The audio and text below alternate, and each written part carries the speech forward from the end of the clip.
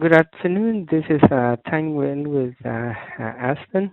So I'm first. We have some quick introduction, and then we'll talk a little bit generic about what you can do with ASPEN tool to do PRC studies in general, and then we'll go into all the details that about several PRC specific command and functions that are built in ASPEN tool. And then very first kind of a general item here is we're talking about standard compliance, which standard is something that's always available in the written printed material. So when there's in doubt, I think don't rely on what the ASPEN tool is telling you. Always refer back to the original standards reference. So ASPEN makes several software programs, and ASPEN OneLiner, which is a short circuit calculation tool. You build a network model, and it tells you how much fault current will be you can expect at certain substation or line or transformer when you have a fault. Okay, and you can also in ASPEN OneLiner add a relay model to it, and that will give you ability to show graphically the relay characteristics or curves, and do different application with it. And also you can apply the fault calculation simulation result to the relay model, and the program will tell you if you can expect the zone 1 trip, zone 2 trip, or the overcurrent wind trip or not. And you can also do the communication assisted simulation and so on. So that's OneLiner. And ASPEN also have a separate program called Line Database,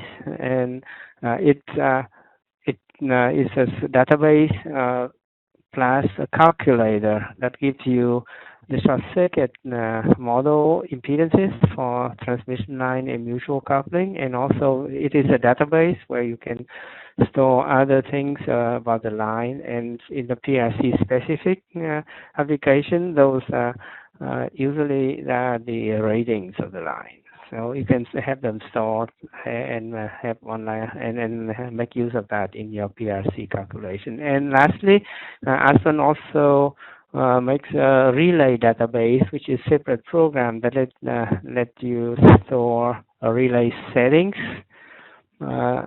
And it's not relay model that we talk about in OneLiner. It's just a relay database. It's the real actual physical relay settings. Few of it for each relay, or thousands of it for any relay. So that's depending on the type, relay type. Okay, and you can also store other protection system data, and you can do setting management, setting workflow management, and other thing with the protection system. So in the PRC context, it will be could be a definitive source of relay setting data, and also it could be system maintenance data that also there's a part of a certain PRC. Okay, so in today's talk, I think I focus mostly in to ASPEN OneLiner, but just to let you know that there are other tools out there. Okay, for when we talk about application of ASPEN tool in PRC compliance study, generally you can use ASPEN tool to, of course, do calculation that you require to in different PRC standards. When you do calculation, you can either just run the generic simulation command that available in OneLiner, just fault simulation, relay simulation, and get the result that you need for your PRC standard calculation. That's always available, always feasible, and is universally available. But OneLiner also have a number of PRC specific commands that were added there with the PRC requirements in mind. So if you are doing the same, compliance study. For those PRC, you may want to take a look at those commands specifically, but you don't have to in general case. So when you do calculation, you can run the program in manual mode, where you just open the. I think I'm sure all of you have experience with using ASPEN program. You run it on the desktop. You open the network file, or you build the network file. You add a relay to it if there's not a relay yet, and you run the command. You get the results. Okay, so that's a manual execution. But OneLiner and other program also support automatic execution of the calculation, where you can use either command line or develop the script programs in basic language and in Python to make the program to run the similar calculation that you need. And most of the time for the PRC study, you may want to program those scripts to produce exactly the kind of report that you require for the compliance. And you can use ASPEN tool to not only to do calculation, but you can also use it as a compliance evidence production. You print the report. That's part of your evidence that you're in compliance. And you can also, the program also produce graphics output, relay characteristics, and so on. So that those are also accepted as evidence of compliance. You can use ASPEN tool for those kind of applications. So another source of compliance evidence is the network and setting data. So you have to store them in certain format somehow to show the auditor that will show up that here I'm in compliance. So store them as a OLR file, which is ASPEN model, or the relay file or relay database. They also as a capture copy of all of those as evidence. So in short, now you can use ASPEN tool to run the calculations as needed for different standards, and also you can use the reporting and graphic plotting capabilities of those of ASPEN program to to produce compliance materials, and you can store settings and network as evidence. Okay.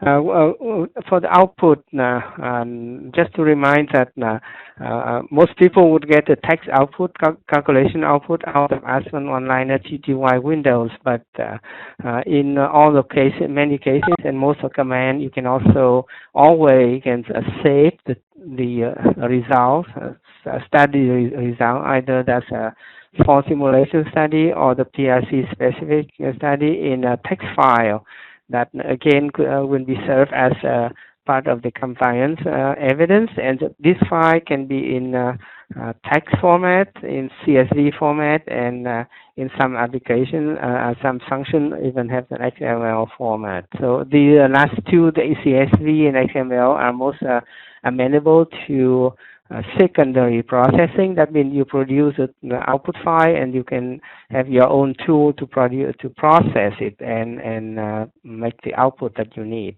And for the graphic output, you can use the over current distance and time distance. I'm sure you've seen all of that. If you don't, just look up the help. The time distance is a very useful tool to show the relay operation along the transmission lines. And on the graphic plot, you can always add to the default graphic of relay characteristics or relay curve additional text annotations, and also, more importantly, the graphic shapes to amend the report to make it have all the components that usually are required in different standards. Okay, so and lastly, for all the graphics plot, do know that once you spend all your time to add different characteristics or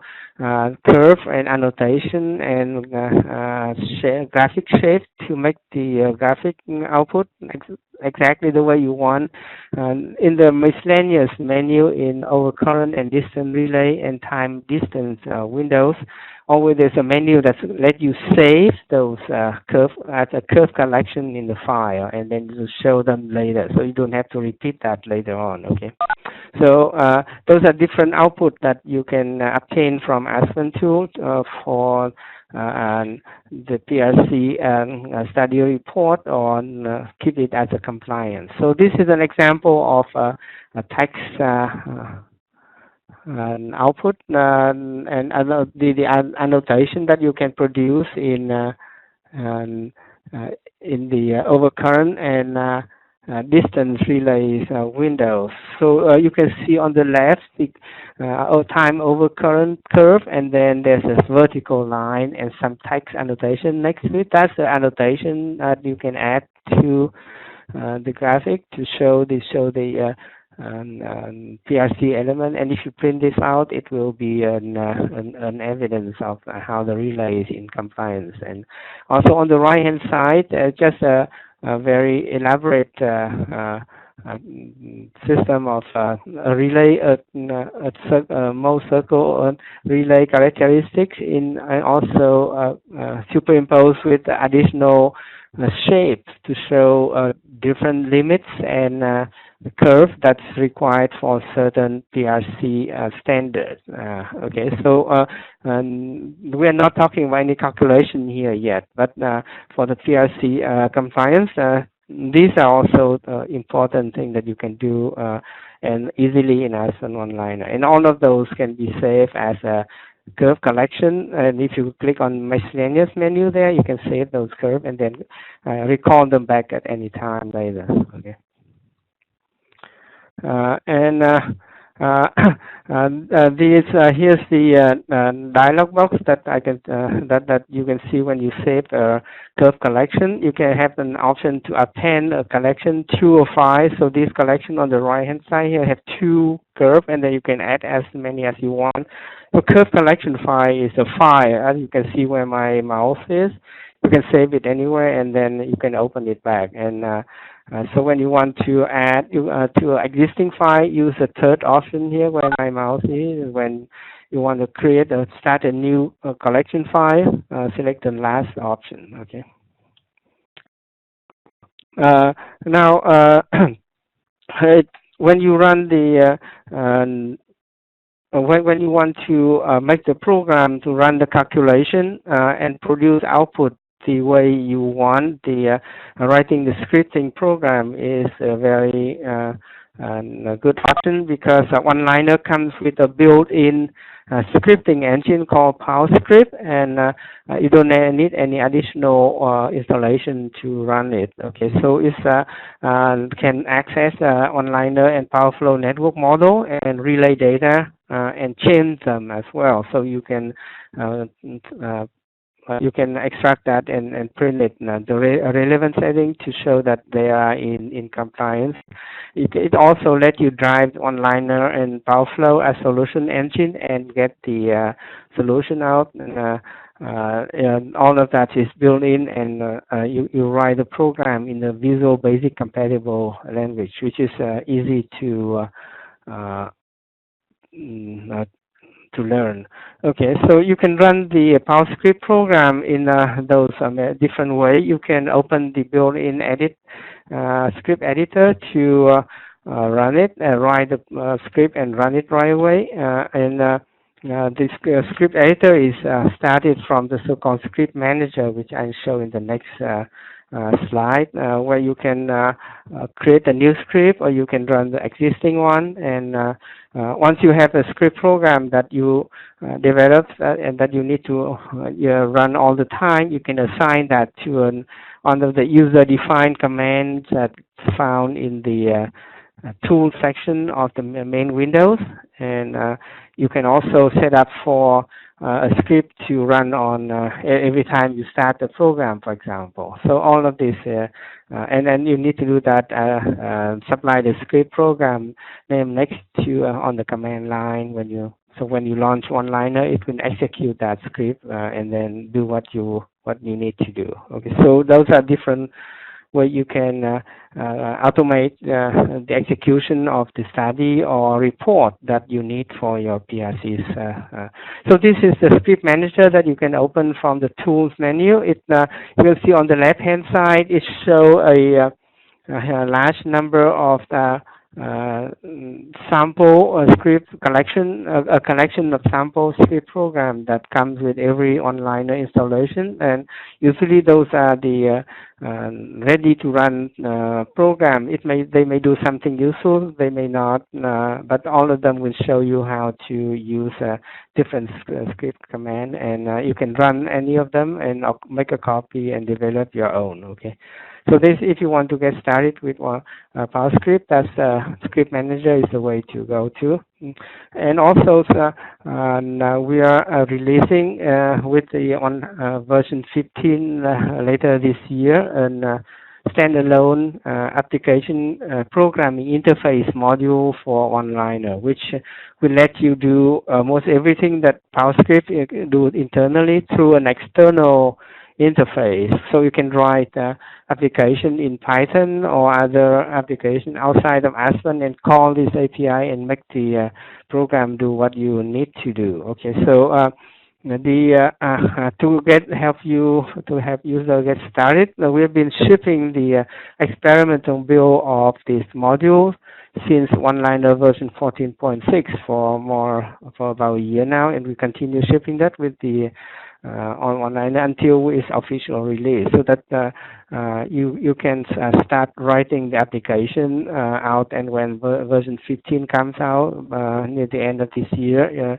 those applications will be ready to run. Okay, so here's the link that I have on my page. If you go to this link, you'll find a tutorial how to get started with this API module and make use of the one that you already have on your computer, which is shipped with 14.6 or 14.7. So the PowerScript is a built-in. You don't need to install anything. The API module is an extra one, but it lets you to run more powerful program with Python and other programming languages. Okay, depending on what the different use case, you can pick to use the internal or external. That's up to you. Okay. Okay, so that is the general part of the Aspen application for PRC calculation and reporting. Now I would like to get to the details of several specific commands that Aspen OneLiner has built in with the PRC standard in mind. Okay, so I'll start with the relay loadability standard. This includes the PRC 23 and 25. So the idea here is you want those standards requires that for the load responsive protective devices on your bulk network, you don't want them to trip under high load condition. And by high load is determined by the rating of the facility that the relay are protecting. The 23 deals with the line relays, and the 25 deals with the generator protection relays. Okay. Now, in OneLiner, there are a couple of commands to let you produce evidence that you have in compliance with the that standard. That means your relays is not likely to trip under high load conditions. Okay, so there the first set of command command you will find inside the overcurrent and distance relay windows, and the results when you run that, the results are graphical. So this means that when you run those commands next to the relay curve, there will be a limit, the shape of certain limit that will tell clearly where the relay is tend to trip on those when the load is inside those region or not. So this is called load region or load limit command, and they are graphical, and you find them under the overcurrent and distant relay windows.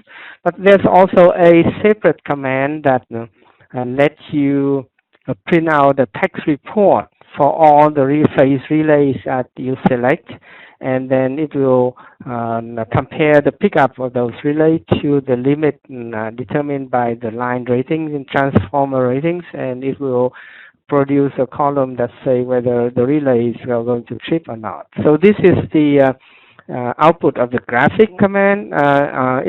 You find that command under Add menu, and when you add it, you ask for the parameter of the loads, and it shows this graphic shape here. And this, if it's not touching the tripping zone of the relays, then you are in compliance. Okay, and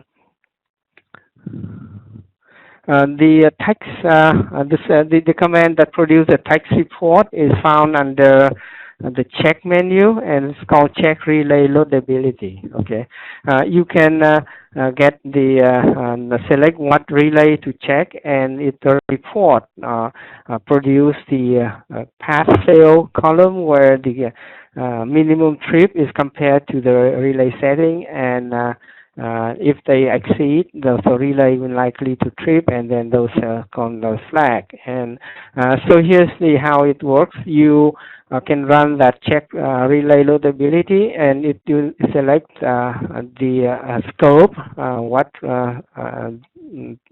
which section of the model to apply to, and also you apply you select the load parameter, and so the load parameter also the line, it comes from the line data here. Okay, so that will mean that before you can run this check relay loadability, not only you have to have the correct relays in the system at the end of each line, but also you need to enter the load information to the line data as well. Okay, and then if you run that, then the command will produce something, some result like that. Okay, so this is a result that is saved as a CSV file. So each row here is one relay that's being checked.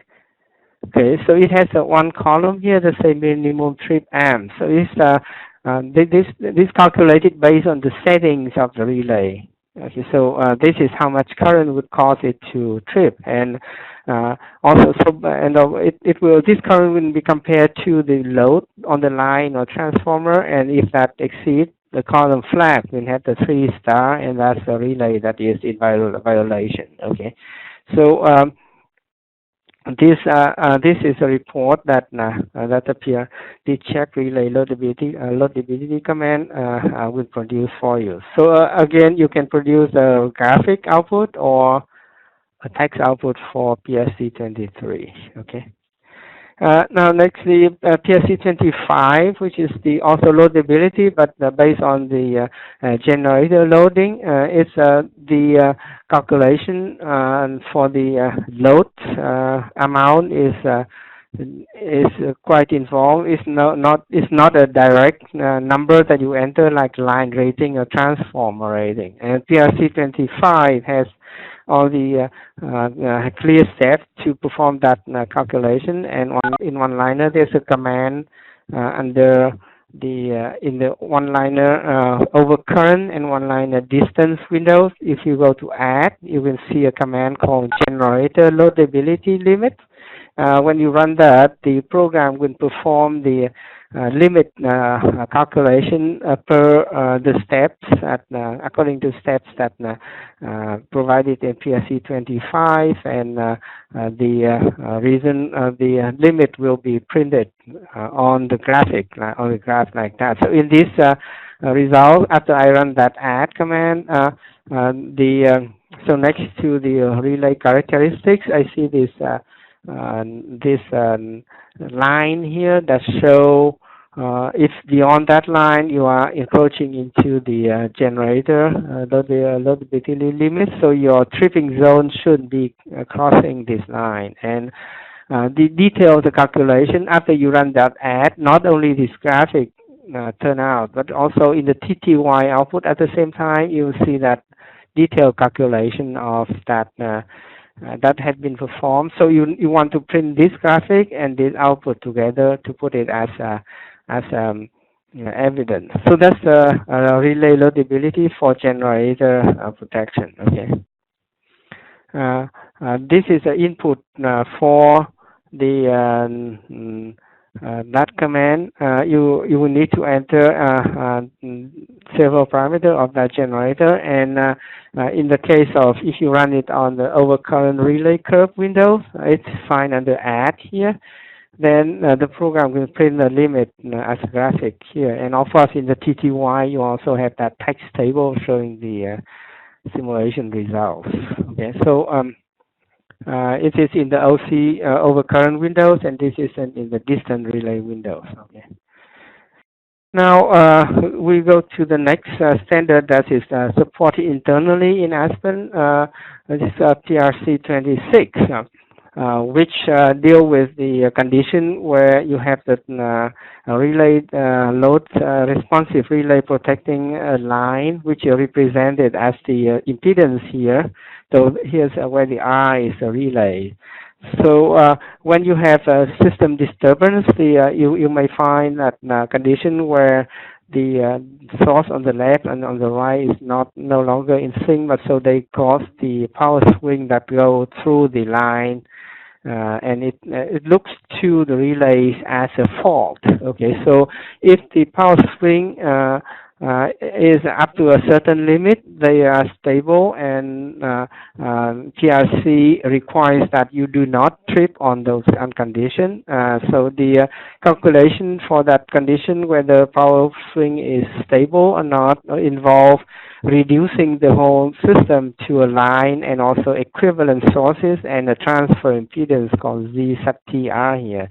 So ZL here is the line impedance. Okay, so PRC specify a certain parameter for those sources on the both end, and it caused those sources when they are within the limit, it would the relay here should be tripping. So that's the check that's the compliance condition. Then again, in order to do that calculation, you have to reduce the whole system to the equivalent and then run those, apply those limits. And in OneLiner, that command is done graphically in the add menu in distance and overcurrent relay windows. This looks work very similar way to the previous command for PRC 25. You go to add, you select that stable power swing command, and it will ask you for some additional parameter. In this case, this is the limit of the system separation angle of the source on the left and on the right of the line. And when you click OK, the program will graphically plot the stable power swing regions, and on top of next to your relay characteristics. So if the characteristics is not crossing into those left or right swing region, stable swing region, then you are in compliance. But if some of the tripping zone are encroaching on that, then you may need to do something, maybe put a blinder on it. And so if you want to show a blinder here, for example,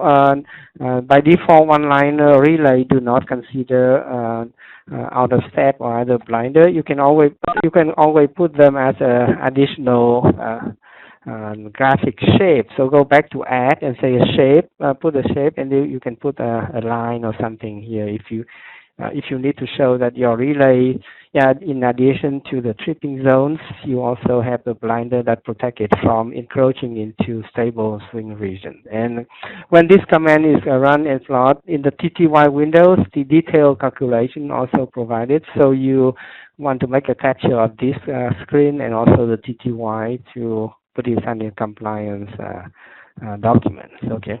And this is the graphic output for the same command in the overcurrent relay windows. And here, the shape of the limit is such a thing that you will, on your relay tripping curve have to be on the right and above of that for it to be compliant. Otherwise, if you, for example, if your instantaneous, for example, right here, were here, then you are not in compliance. Or if your time curve somehow cross into here, it's also not compliant. Okay.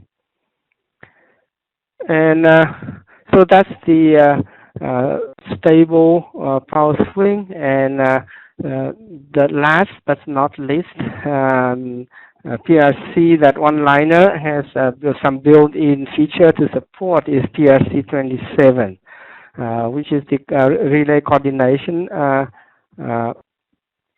for performance during fall. Okay, so this standard is more involved than others because it usually involves quite a number of devices and facilities. So in now reading those our summary of the requirements, there are two main set of requirements that we can see. First,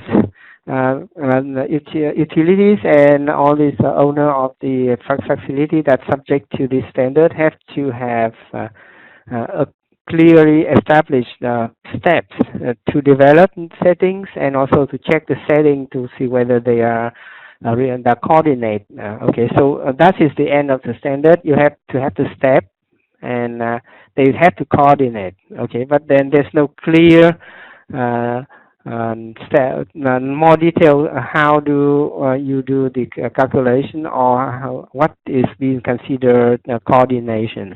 So that's the quite vague. So this is a broad area that you can do something if you do the study for different companies. So each company will probably have their own way to tell whether their relay are in coordination and the step that they will go into and so on. So for step one, you just have to have the clear step. And for the requirement number 2 and 3, then this it say that the coordination check has to be performed in certain triggers, and the trigger could be every 6 years, or it could be when the system condition has changed, or in a combination of the two. Okay, so the OneLiner has a built-in tool capability to help you with both R1 and R2 and R3. So I'll start with R2 and 3. There's a command in OneLiner that lets you detect when the system fault level has been changed by so much. And I think I mentioned that later. Let's go to number one first, which is the when you use OneLiner RSD, you can do the fault the circuit calculation, and based on that, you can develop the setting calculation. And once you have the setting and enter the relay model, you can put it in the model and run the coordination check, right? So that's the tool for the R1. So if you applied all those steps, depending on the companies, you will have a different set of steps. You perform a calculation and you perform. So you can apply OneLiner to that, and with the scripting feature that I mentioned earlier, you can automate all those calculations if you want. So that's for R1. You can make use of the built-in feature of OneLiner. Now for the R2, which is OneLiner has the feature where you can tell when the system condition has changed, and this is called the bus fault summary command. And when you run that bus fault summary command, which is found under the faults menu, there's an option further below here where my mouse is that lets you compare the fault summary that you are running for the existing system against some fault summary that you run earlier for the system under different conditions. We call this a baseline. So when you select this option here, the program will ask for the baseline report that you ran earlier, and then you will run that across on top of it, the existing system, and then it will produce a report, something like that. There's a section in that report that was a dotted red line. It says highlighted all the buses where the present condition compared to the previous one that exceed that 15% threshold. Okay, in this case, I have 4 buses that have changed, and for example, the bus number 8738, the 3-phase current had changed from 2900, from 5200 amps in the baseline to just 2900 now, so that's a minus 44% reduction. So that's obviously the PRC will require you to perform the coordination check for that bus. So, and underneath here is the for summary table that you get for and keep for the next for the next study. And again, in this table, every row will show you the 3-phase current, fault current, line to ground fault current, line to ground fault current, and line to line. So all those will become the base for the next run that you will run with this option. So that's the tool in OneLiner that lets you detect the changes. Okay.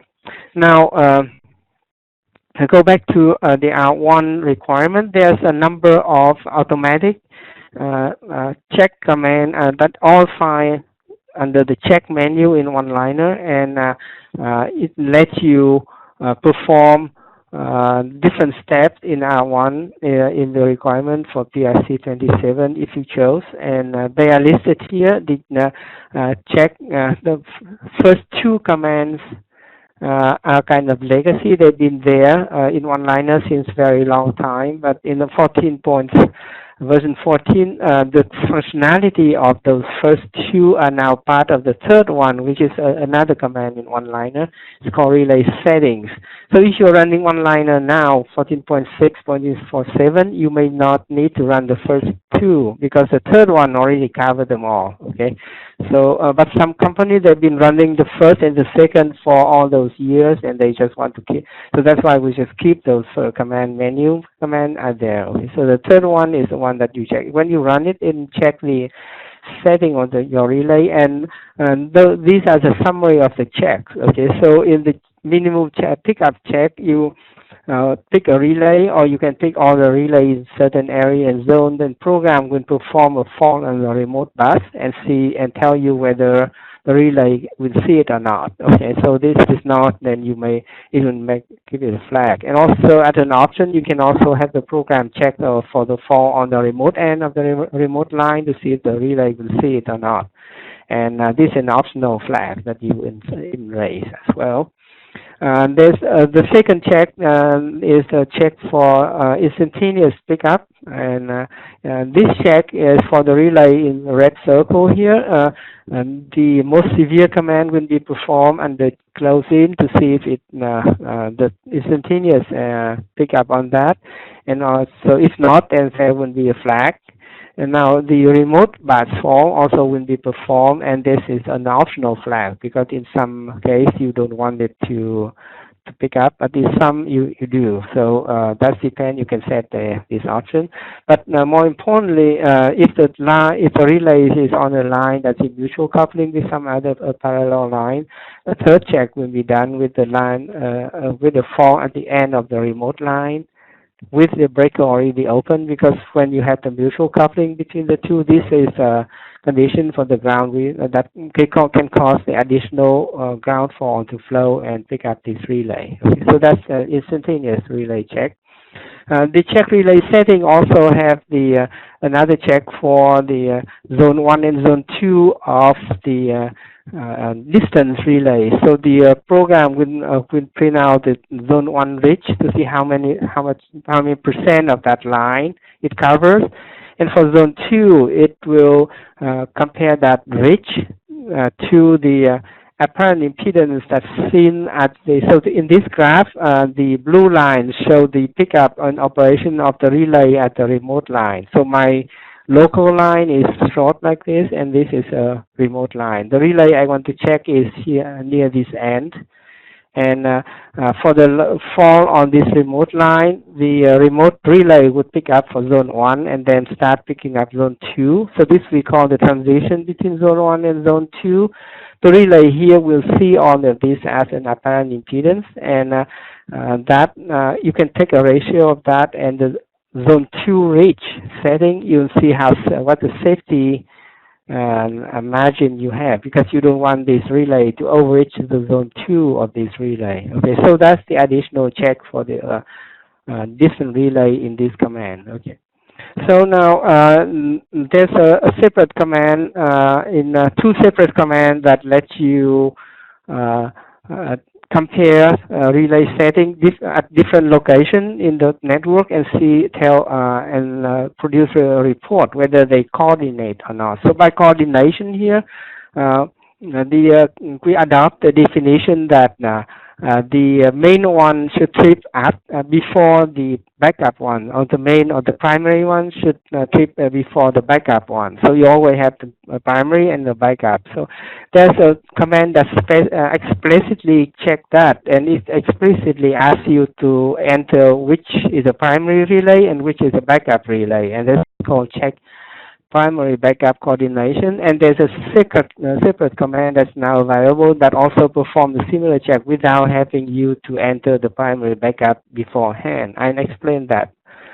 Okay, so here's the first command where before you run it, you need to go to relay group and then specify all the backup for it. Okay, so you will see a screen something like that where the selected relay group will be say at Nevada, and you would highlight all the relays behind it, a relay group behind it. So supposedly, if the relay at Nevada doesn't trip, then those two should to back it up. And so the coordination time interval will be the current the time difference between the backup and the primary for the fault that is on the protected line here. This is called CTI. Okay. And when you run it, you can run it, have many different options to select what relay to check and what kind of fault to simulate and what kind of contingency you want to apply. And this when you will get a result something like this, where for primary and the primary relay and backup relay, for each fault, the program will show the operating time and also the CTI between them. So this column where my mouse is a fault that is has been simulated, and how the program can tell this is a backup and this is primary. That's because you already had went in and you entered that coordination pair. Okay, so when you run this, you can get the result in the CSV like that, and you can look at the flag column to see if the CTI is all within the range that you specify. So this is a primary backup checking report. The separate and brand new newer check that you can apply is implied a slightly different principle. You pick a relay on the line, and the program would go and simulate faults along this line.